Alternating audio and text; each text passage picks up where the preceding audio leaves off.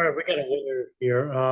This is going to be an hour long audio. I may not play the whole thing, but it's Laurent Guyenot. I've heard the name before. Fringe conspiracy theorist, no planer. He was invited to speak on Bonnie Faulkner's Guns and Butter radio show. And yeah, here we go. I'm Bonnie Faulkner. Today on Guns and Butter, Laurent Guyenot. Today's show, 9/11, the planes and the hijackers. Here we go. Laurent Guyenot is an author, researcher, and journalist. His current research focuses on the religious and civilizational backgrounds of Zionist geostrategy. His books include Jesus and John the Baptist, historical and There's always a direct correlation between people who espouse fringe conspiracy theories and religion. And the more religious they are, the more outlandish the fringe conspiracies get. There's a direct correlation. inquiry into a legendary encounter, fairy death, an anthropology of medieval fantasy, and translated into English, JFK to 9/11, 50 years of deep state, and From Yahweh to Zion, Jealous God, Chosen People, Promised Land, Clash of Civilizations. Today we discuss his latest article, The 9/11 Double-Cross Theory, Pentagon Inside Job, World Trade Center Israeli Job, that analyzes the September 11th attacks as two separate but related events with emphasis on the planes and the hijackers. Can't wait. Can't wait for this one. Laurent Guyenot, welcome back. Well, thank you, Bonnie, for having me back. When we last spoke about your whodunit article, the 9/11 double-cross theory, Pentagon Inside Job, World Trade Center Israeli Job, you talked about some of the main differences between the attack on the Pentagon and the attack on the New York City Twin Towers on September 11th. We also covered your analysis of what you view as two competing groups within the American deep state, traditional American imperialism as opposed to neoconservative Zionism, their differences and similarities, and a few of the prominent players. You also covered the special roles played by Donald Rumsfeld and Dick Cheney. As well, you talked about a biblical mindset characteristic of Israeli leadership. So that's just to recap what we talked about in our first show. Could you talk about the planes on 9/11? What is your take on the flights that have occupied so much of the alternative research into September 11th? Well, that's a very complicated issue, and It's only complicated when you have to now give an alternative theory to the evidence, right? And you have to make it sound rational. And if it doesn't, to hell with it, at least it goes against the narrative that planes were actually hijacked and crashed. And this is the problem within many in the truth movement now, currently. It wasn't like this before, but currently now, unfortunately, what's left of it is that you have people that basically adhere and espouse all these fringe conspiracies that basically go against the evidence of what took place on 9/11. And this is the reason why nobody takes the truth movement seriously anymore, because of people like actually, there are about 1,000 comments under my latest article that you mentioned, and most of these comments are, debating on about the plane issue. How many planes? 1, 2, 3, 4, or 0 planes, and that's really an intense debate and very aggressive. It's not intense. It's basically, people just yelling and screaming on viral media. I block these people. No planers, block. Judy Wooders, block. Automatic block. Don't argue with them. I don't yell at these people. They are really fanatical, right? I'll only talk to people who really do have honest questions about 9/11 itself. Now, I came from that background of no planes, no hijackers. And basically, I played devil's advocate and found out, hey, wait a minute, I was wrong about my previous held beliefs. And I made the adjustments. And, everybody in the skeptic community of 9/11 basically came out of the fringe mindsets themselves, but very few make it out of there.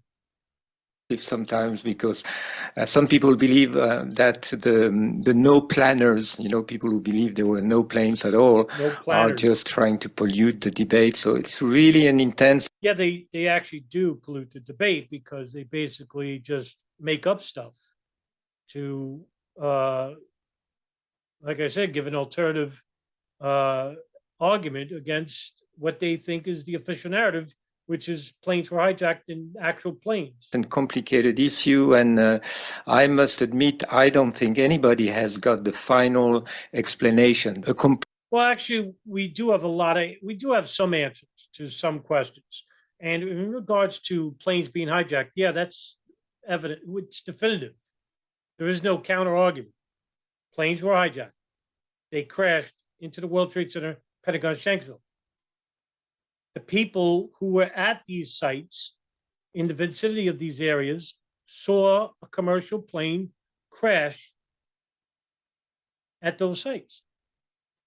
The physical debris of the planes that were found at all three sites were from the planes that were hijacked. The analytical data, the ATC recordings, the radar satellite, the flight data recorder that was recovered at Shanksville and the Pentagon match up with the hijacked flights. So now what you have to do is, Laurent Guyenot, is basically take all of that and somehow make it to where all of this information is either manipulated or just flat out fake. It doesn't exist. And now you have to involve thousands of people involved because many people that were involved with search and rescue, many people who worked at the airline industry, the people on the planes, all these people, basically all the people on the planes, either they don't exist or they died somewhere else. And you can't prove that because you have no evidence for this. And the people at the airports, the people involved with search and rescue, the residents in these towns who saw the plane, all these people had to be either lying or in on it. And now you have to show evidence for that. So in other words, you're not going forward, you're actually going backward with each claim that you make. And since you have no evidence, you're stuck there, except for accepting the evidence. Complete theory that explains all the facts. But to me, as I wrote in my final comment, on this article, after listening to every side, I came to the conclusion that there are two major arguments, or one major argument for each side. There are some people who claim that. Well, first, before I talk about the arguments, let's talk about the different planes. First of all, you made a big mistake. You said that you listened to all the arguments instead of going to the evidence, right? You didn't ask people at the Pentagon, Shanksville, what they saw, right? Or you didn't read their testimonies online. And if you did, you basically dismissed them and you went straight to the sources who proposed these outlandish theories, and you gave them precedence over the people who actually saw the planes for themselves. So that's what you did. You rank, it was called rank foul. That's because you're a no planer, right? So you basically went into 9/11 with a preconceived mindset of I'm going to disprove the best I can the evidence, and if I have to make up stuff, I will, and if I have to say outlandish things, I will. Because at least it goes against that narrative.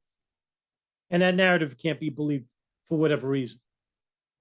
That means you're no longer a truther, you're no longer a researcher, you're a hobbyist. That's what I call you people. Because there is only one plane that is really problematic, that is really difficult to pinpoint. Because, everybody knows there were 4 planes involved, supposedly.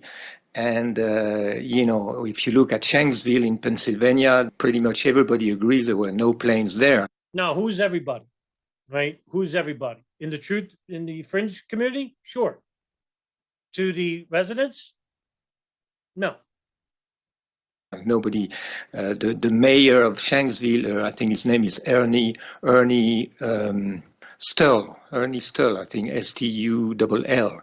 And in my film, we have him explain, when he came to the site and his brother-in-law came to the site, they saw absolutely nothing, just a hole. No. He said the plane had completely vanished. Mm-hmm. Poof, he said, So anyway, in Shanksville, pretty And that, But pretty much everybody agrees there were no planes. oh, in Shanksville, everybody agrees.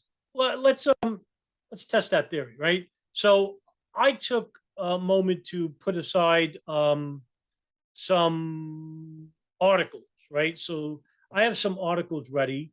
I didn't get everything, but I got enough. And what I did was I basically I Googled Shanksville eyewitnesses, right? Flight 93 eyewitnesses. And wouldn't you believe it? I came across an article called Eyewitness Reflects on Flight 93 Crash, right? So let's read it together. When the plane came through here, I could see the wingtips were vertical, Eric Peterson said in 2002. I could see the roof of the plane and the tops of the wings. I only took a couple of seconds to get from there. It only took a couple of seconds to get from there, from over to there. I mean, it was probably 2 seconds at the very most. People want to come see other people's tragedy. It's a shame, but that's the way it is.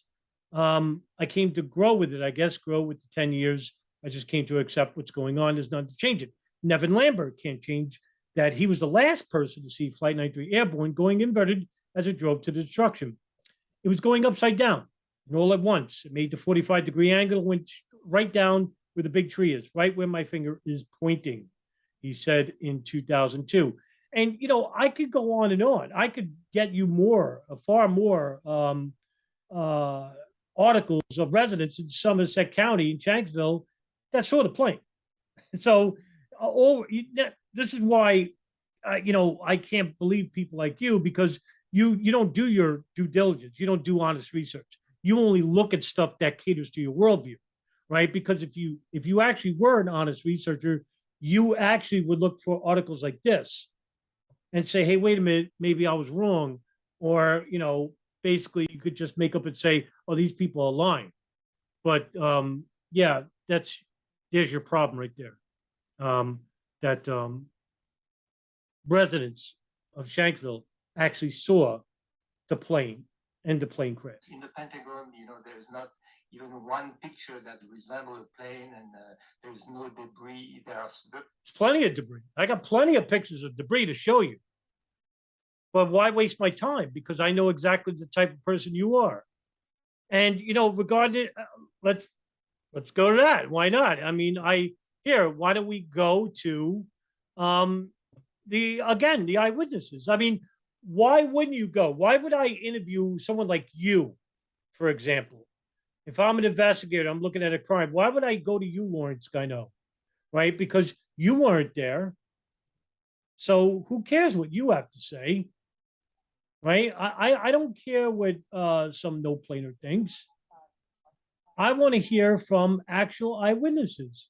That's what I want to do. Right? So I'm going to play you, just for you, I'm going to play you a video. That's if you're seeing this video. So I'm going to play a video just for you of eyewitnesses to the Pentagon. Airline 757, and it came in and hit the heliport. As it was coming in, and I watched it come right in. And what kind of plane was it? American Airlines. It came streaking down and hit. There, dude, right where that smoke's coming out. I was in my car. Yeah, a big-ass plane landed into the Pentagon. Off to the left-hand side was a commercial plane that came in and was coming too fast and too low.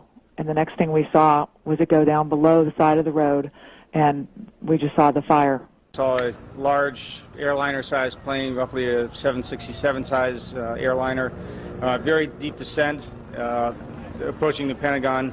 I saw a plane going down, big plane, commercial liner type, going down. I mean, I got more. In fact, I have a playlist dedicated to Pentagon eyewitnesses, right? That's what I have. And it's made for people like you, because you espouse no planes and no hijacks. Very small debris, so most people would agree, that it could not be a Boeing. No, most people in the fringe community would agree, not people who were there, because the people who were there saw the plane. So. Any kind of commercial jet plane, in any case. So there might be a small drone or something. If you listen to the conference by Barbara Honegger. Oh, there's your problem right there, Barbara Honegger. I mean, right there is your problem. That's one of your problems. You got a lot of problems, but that's one of your problems. Listening to her, she's a no planer, no hijacker. Somebody who doesn't think that planes were hijacked. Oh no, wait a minute. I'm sorry. She does believe that planes were hijacked, but they were swapped in midair and landed at some airport where they were forced to make phone calls and then shot. And then the planes that replaced the hijacked planes crashed into the Pentagon, but not the Pentagon crashed into heliport, according to Bob Honegger. I mean, they just make stuff up. They just make it up as they go along. So she mentions some facts which seems to point to the presence of a drone. Okay, but then there are two planes that crashed into the Twin Towers. That's the more complicated issue. One plane crashed into the North Tower, and that plane has been filmed by only one camera. There's only one footage. Oh, that's where you're wrong. There are actually three camera videos. I have them on my hard drive. I have three different shots. One from, I think there was a Brooklyn Bridge or George Washington Bridge. There's actually one bridge view, and it you just barely see the plane hitting the North Tower, the Nordette brother video. And there's another video that's shot on street level, and I have uploaded. So there's actually three. Of the crash itself, and that's the footage filmed by the Naudet brothers. They are French. They happen to be there making a film about firefighters in New York, and they just by some miracle caught the crash. There are many reasons to suspect that this film is not genuine, is not original. See, now this guy goes a little bit further now. So now he's somebody who actually thinks all the videos showing a plane are fake, right? So the planes are fake, the video's fake, the people on board the planes, they're not real, and maybe even the people who saw the plane. Let's see. And one reason is the Naudet brothers themselves are kind of strange, mysterious characters. No, they're really not. They're out in the public. I mean, they're not mysterious at all. You can look up their LinkedIn profiles.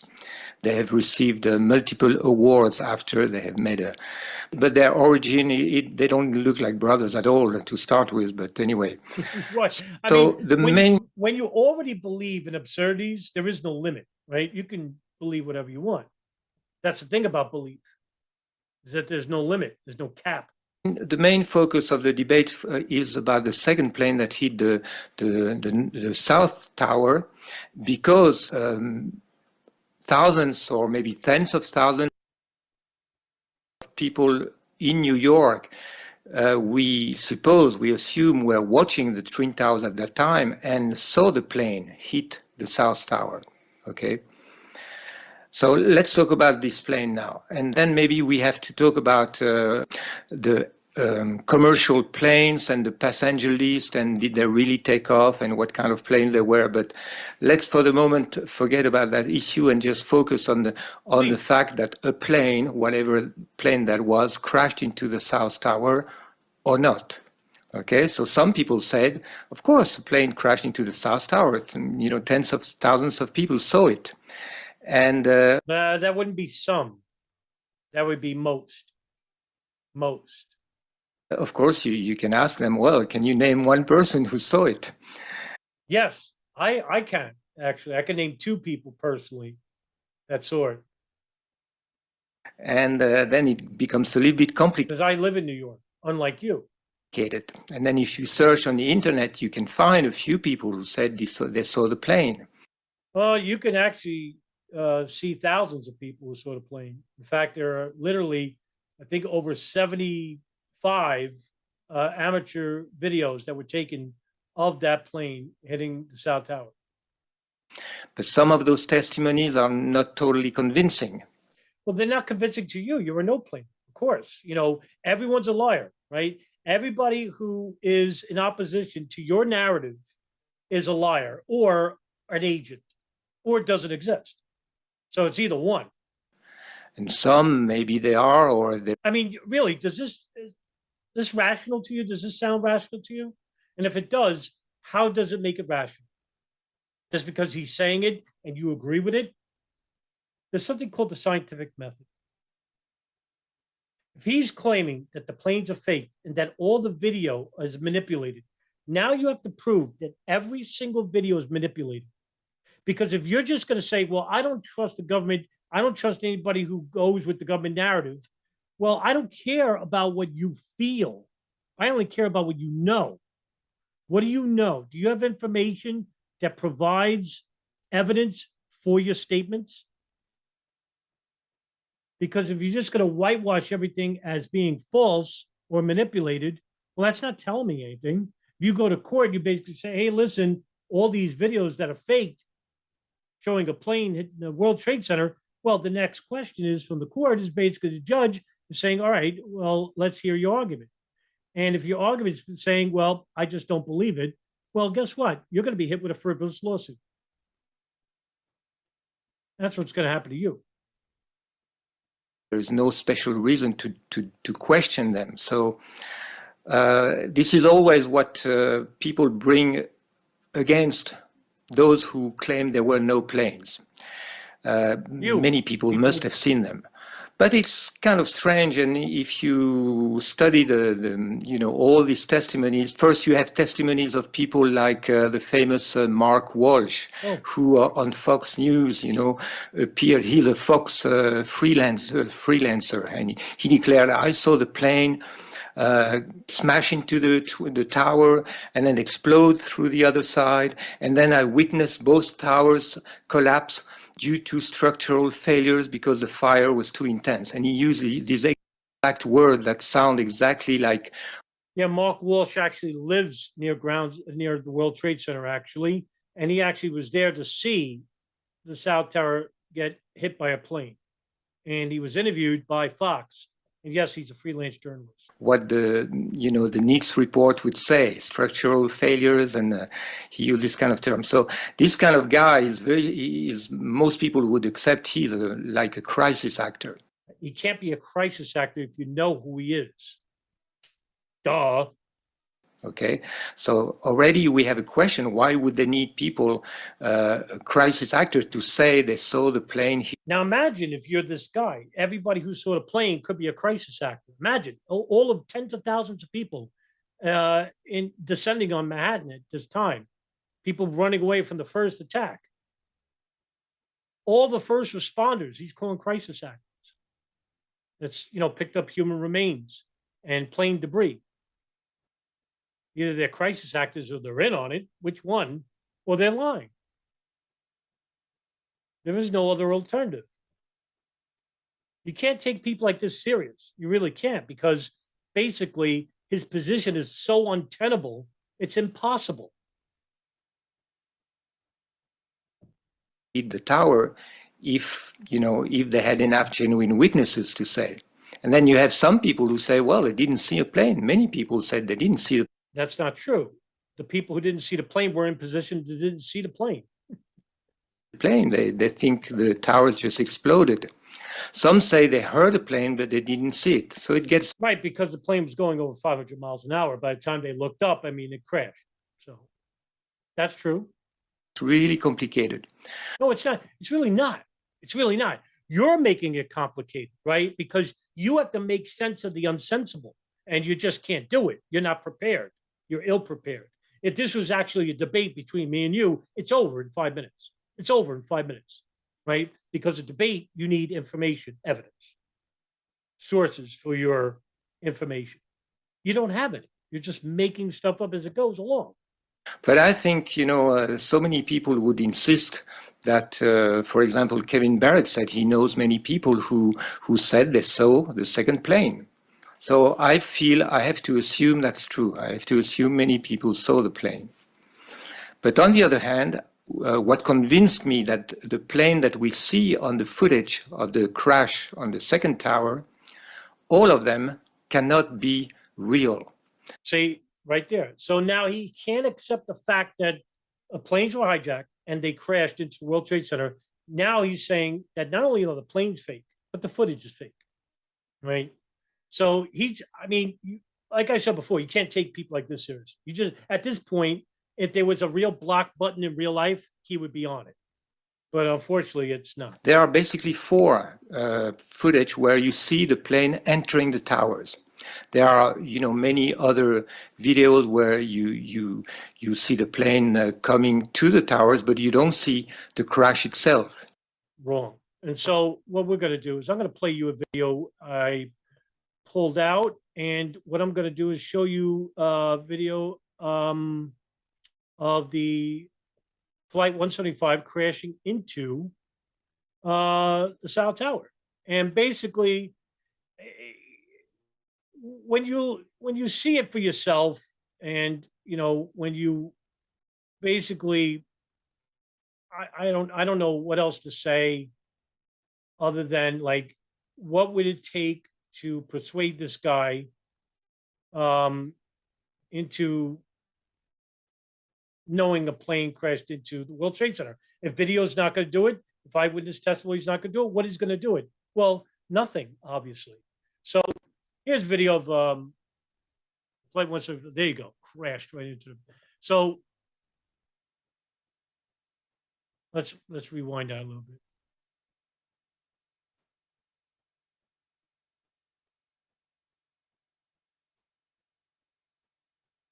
Right there. So there's a plane. He's saying this is fake. This was superimposed on the film. In other words, there was no plane in this video. He's saying that this was superimposed in video, which, by the way, that technology didn't exist in 2001. The plane didn't disappear. Look, it exploded on impact. And that explosion went straight throughout the other side. So he's saying that when the plane hit here, the wings should have fell off and fell to the ground, not knowing that the plane is going 500 miles an hour, weighing over 80,000 pounds, because that's how much jet fuel's on there, approximately 80,000 pounds, not to mention the plane's components, which is adding more weight to the plane. And need I remind you what E equals MC squared means? Okay. So there you have it. See, it exploded. I have literally over 70 different videos showing the same thing. You don't see the plane penetrating the tower. There are only... We actually did. We actually did. In this video, the plane did penetrate. And it's not the plane that penetrated. It's the explosion behind it. The explosion of the jet fuel. That's why the hijackers picked east to west coast flights, because they would be fully loaded, because they wanted the plane to be a bomb. And it was. The plane was a bomb at that point. There's 11,000 gallons of fuel, which translate to 78,000 pounds approximately. Not to mention what an empty 757-222 bus series weighs. I don't know how much it weighs without the jet fuel, but that's a lot. Not light. It's not a light object. Yes, it's made out of aluminum, but not in like a tin can. To my knowledge, only four. And those four footage are one is by a certain Azer Kani, another one is by Evan Fairbanks, and then another one by a Canadian guy, Courcheux, I forgot his name exactly, and then there's a fourth one. And on all of them, you see the plane just penetrating the tower without even decelerating. You can measure the speed. The plane doesn't slow down at all. Right, because that wasn't the intention. The intention was to crash the plane at the highest speeds possible it can go, fully loaded. That was the objection. That was the plan all along. And it just goes right into the tower. Right. And if you look very closely, you see even the wings are not damaged at all. They actually disintegrated on impact due to the explosion. Disintegrate. because of the force and the speed it was going. See, unlike other planes where they were, they're trying to safely land and not hit a building, they're dumping the fuel, they're trying to land. That's not the case on September 11, 2001. They just enter into the tower. And then as soon as the plane is basically completely inside the tower without having... The plane isn't in the tower. It's not the plane anymore. It's the slurry of the plane, what's left of it, which is going through a fireball on the other side, liquefying the plane straight through. That's what happened. Now, on, I think it's Wiley Street, Church Street, they found part of the engine of Flight 175. There's famous pictures and videos of that. Just Google Flight 175 engine. Did you see it?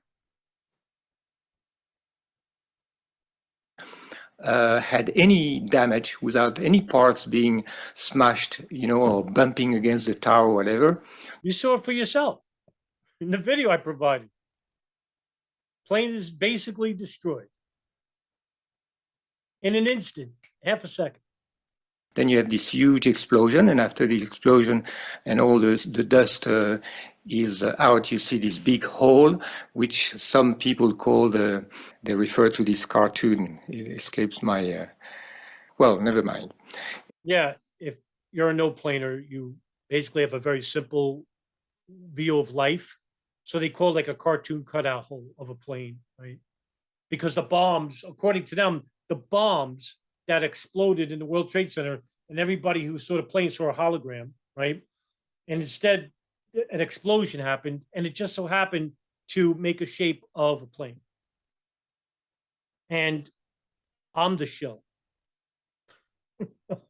It looks like cartoon physics. People speak about cartoon Oh, yeah, physics cartoon. because if you study the structure of the Twin Towers and you study the structure, what a plane is made of, it doesn't matter what kind of... Yeah, you don't even understand simple physics. So let me show you something. Let me outline something. Heavy plane, fully fueled, 530 miles an hour, 78,000 pounds of fuel, crashing into a building at a high rate of speed. It's no longer a plane. It's actually a gigantic mass of fire, melted aluminum, and raging, exploding jet fuel. Highly flammable. Going straight out the other side. That's what it was at that point. It wasn't a plane anymore. As soon as it hit the building, the back of the plane became the front of the plane in less than half a second. That's why there's no whole bodies in Shanksville or Pentagon. You're not going to find a body or anything resembling a plane. Plane, most planes are made of aluminum. The body is supposed to be very light, and in order to be quite light, of course, military planes are maybe a little bit different, but even a military plane could not, in any case, penetrate completely into the tower, and especially the wings. The wings should just, bounce against the tower. And imagine believing that. The wings should just bounce right off. Like a rubber band. Boing. I mean, talk about cartoon physics. Wow, this is a grown man saying this. It makes it more shocking. I shouldn't be at this point. I've heard it all before. But imagine a grown person at his age, and I think he's in his late 50s, early 60s. I'm 52. Imagine trying to describe this, to high school students. Well, they'll laugh at you. And fall to the ground. So that's the main argument of the so-called no-planners, of which I am a part. I feel these pictures... We already know. You already know. We know you're a no-planner. Be real. So these planes that we see entering the tower cannot be real. Well, yes, Laurent, the video videos are fake, right? Yeah, I didn't know Exactly. Bonnie Faulkner was a no-planer. I didn't know that until this audio. I know who Bonnie Faulkner is. I've heard of Guns and Butters before. I didn't know she was a full-on CGI fake planer, fake height, nothing. I didn't know that. Yeah. So that's the deal. If I'm the host, I'm like, all right, hey, Lawrence, my God, what's your evidence for this? It's the reason why she's not interfering with this, because Dilemma. What do we do from there? If the planes are fake, then how is it possible that people saw them? So I don't know exactly how to overcome that contradiction. Right, because now you have your work ahead of you, because now you have to show that everybody, and we're talking thousands of people at this point in Washington, in Pennsylvania, in New York, right? Thousands of people, all regular walks of life, average Joes, either have to be lying, forced to say that under threat of death, or they're all in on the plot.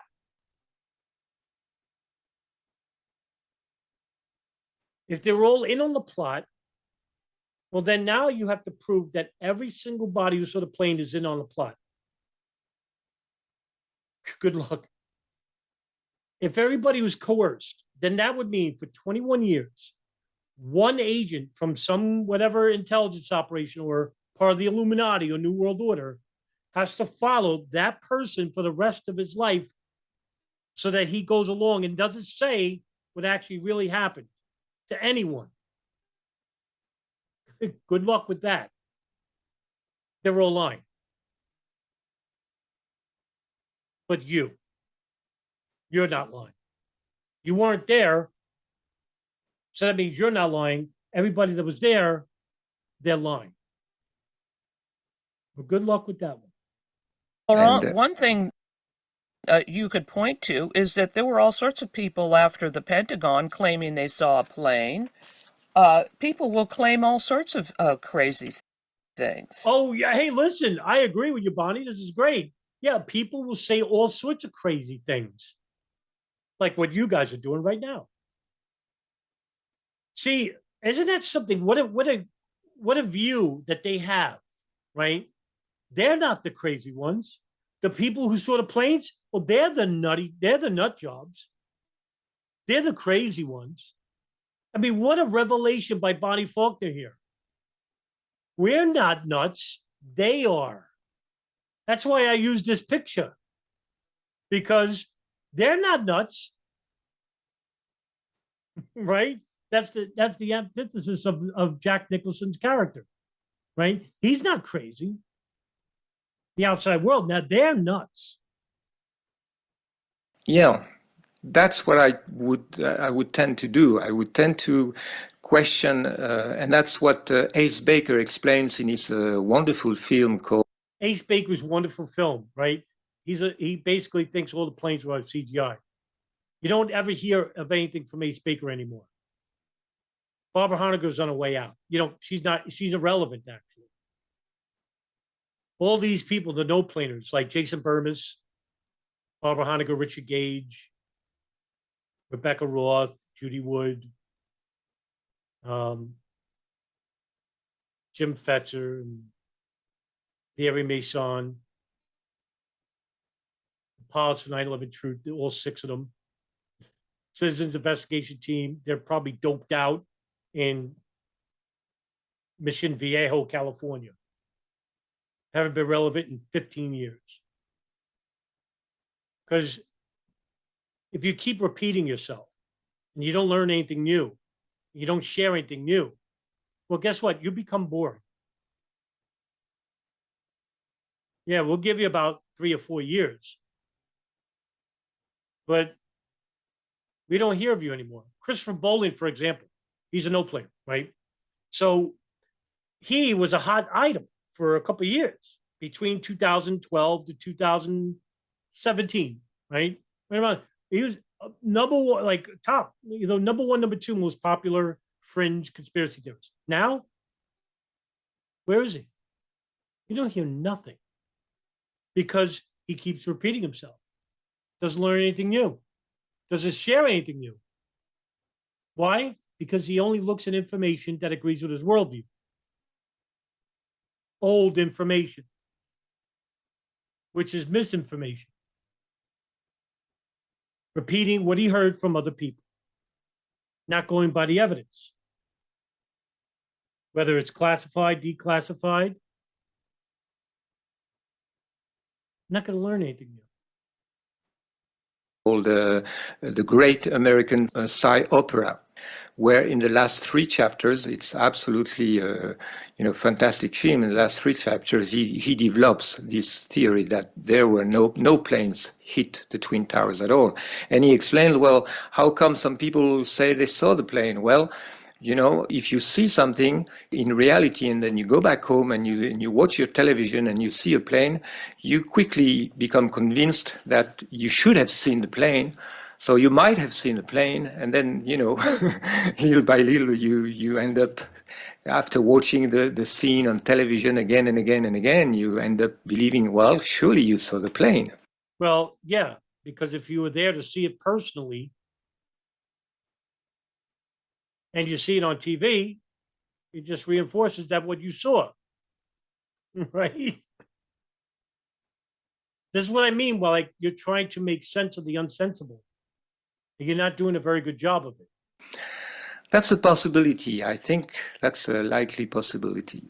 Well, also, Laurent, what came to my mind was if there was no plane at the Pentagon, which I don't think there was, and there was no plane that buried itself at Shanksville, well, then that begs the question about the Twin Towers.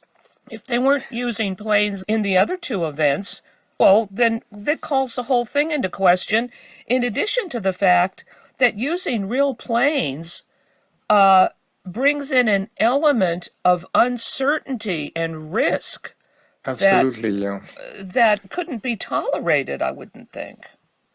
Well, yeah, many pilots have said, it was impossible to hit those towers at the speed that the planes were. Only pilots for 9/11 truth are saying this. American Airlines ain't saying it. United Airlines ain't saying it.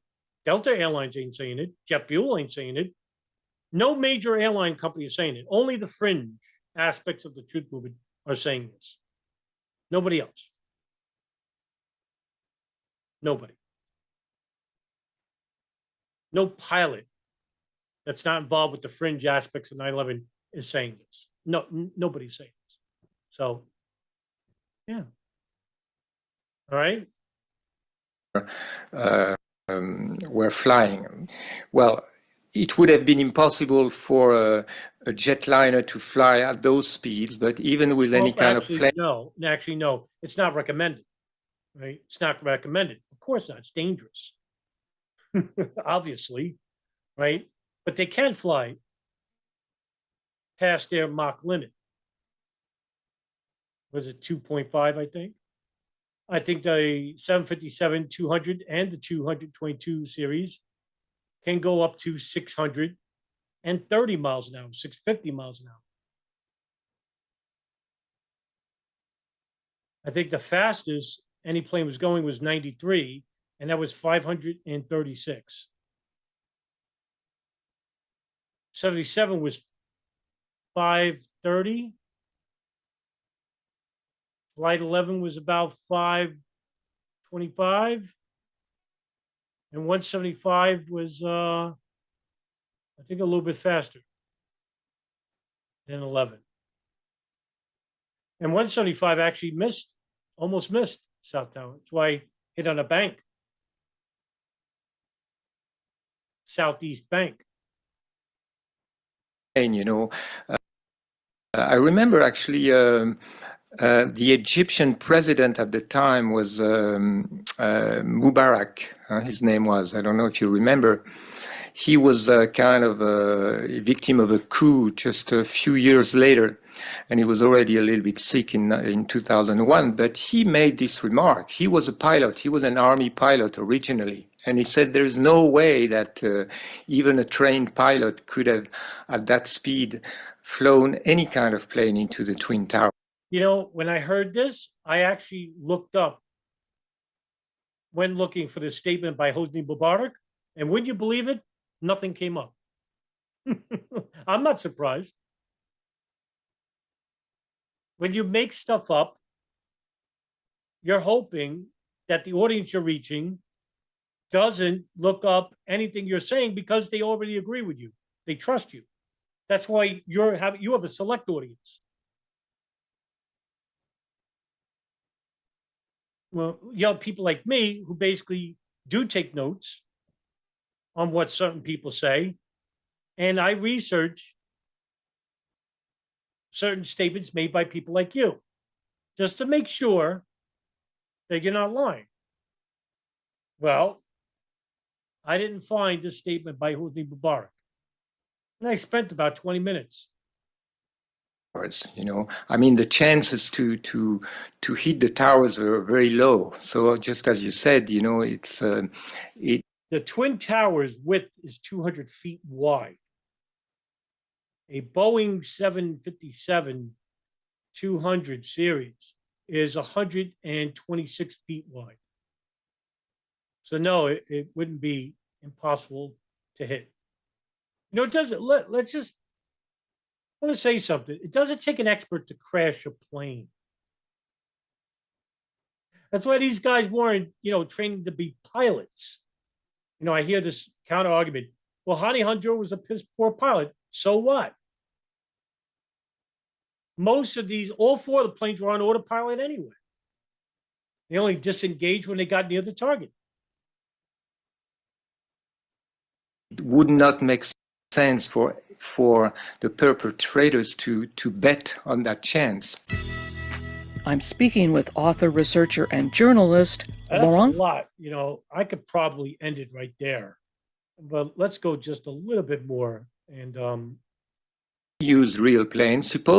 If we suppose they had managed to hit the towers with a drone, or it doesn't matter what kind of plane, then of course most of the plane, or at least part of the plane, would have bounced against the tower, and all the pieces would have dropped in the street. imagine believing that. Meanwhile, the plane is going, like I said, 530 miles an hour, forward momentum, with near 80,000 pounds of fuel. Right? Like I said, I'm not even counting the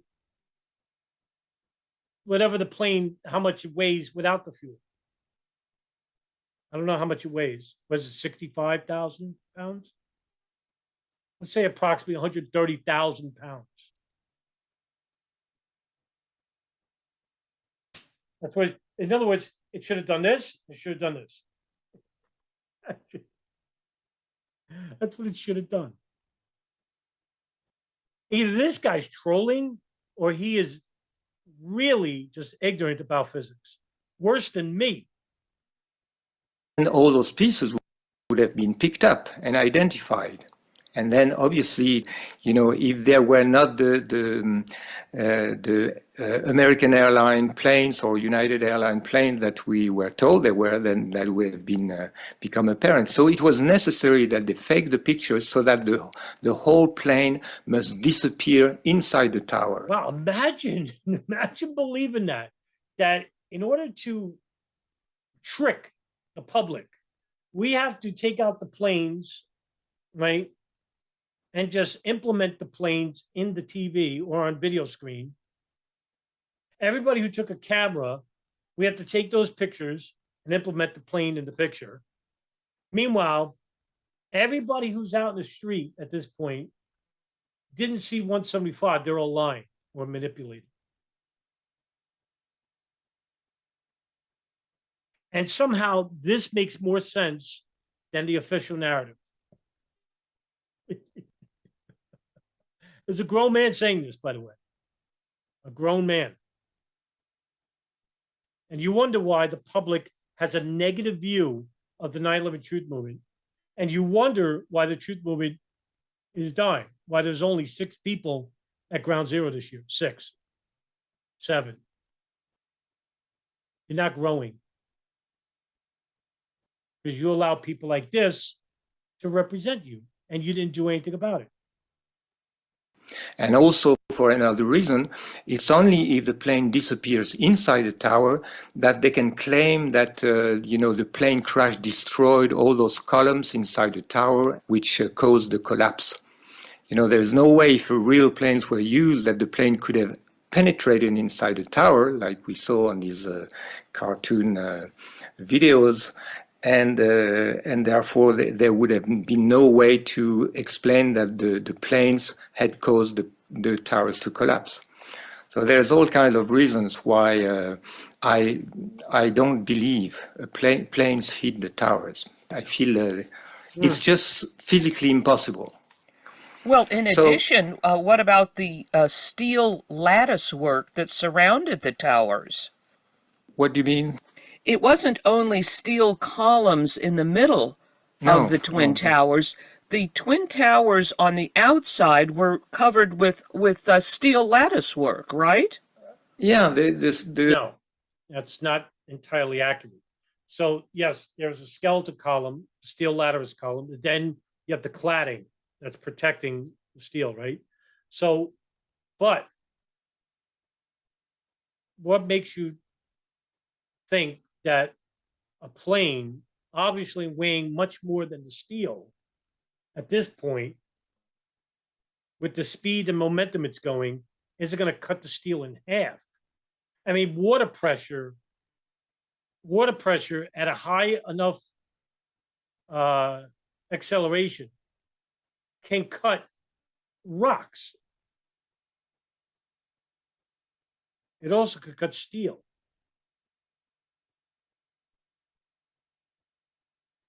I don't think you understand like the real basics of physics. And the reason why you can't is some of these questions basically have to be answered with a very primitive and rudimentary understanding of what physics is. But because you don't even have that, you basically just make up physics. The Twin Towers are based on two grids.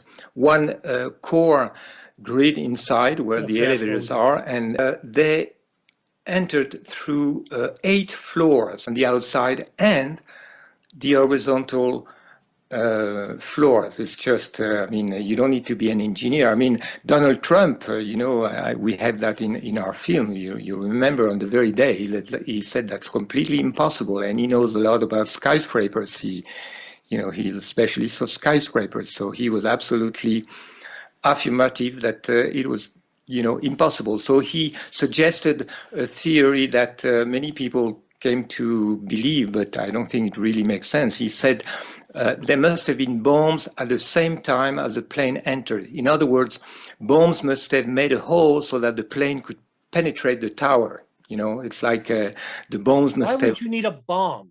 The plane is essentially a bomb at this point. It's carrying 11,000 pounds of fuel. It's a bomb. Open the doors so that the plane could, which doesn't really make sense either, because the plane would have to enter perfectly where the bombs had been. We would have to suppose that the it's plane. Funny because you're making fun of Donald Trump's position. Meanwhile, your position is even more ludicrous than his. And with incredible precision to enter exactly, to slip, into the hole made by the bombs. But some people still believe that that's the solution, and it's obviously not. But neither is yours. Yeah, please go ahead, because I interrupted you. You were going to go on about the planes. Well, it's so complicated. I can go on and on, but I feel I have to mention one. Interesting study made by Richard Hall, Hall. He made a very impressive study of all the videos where we see the plane crashing or approaching the South Tower, and he found about 53 of them, I think. And some of them he could not use, so he used about 20 or I think 16, I'm not sure. And all these 16 videos, he used a program to calculate the trajectory of the plane in all those videos, because it looks like those trajectories are not consistent. It looks like from one video. Yeah, because what happens is that you have different video angles. So not every trajectory is going to be the same. However, the trajectory of the plane is the same, but the angle is different. I'm going to stop it right here because I can't go any further with this. And this is just, it's not even like a serious debate. This is comedy at this point. And so we can just assert that Laurent Guyenot shouldn't be taken seriously as a researcher for 9/11. But this is what makes up the majority of discourse in the 9/11 truth movement today, unfortunately. So have a good night, guys. I'll see you in the next video.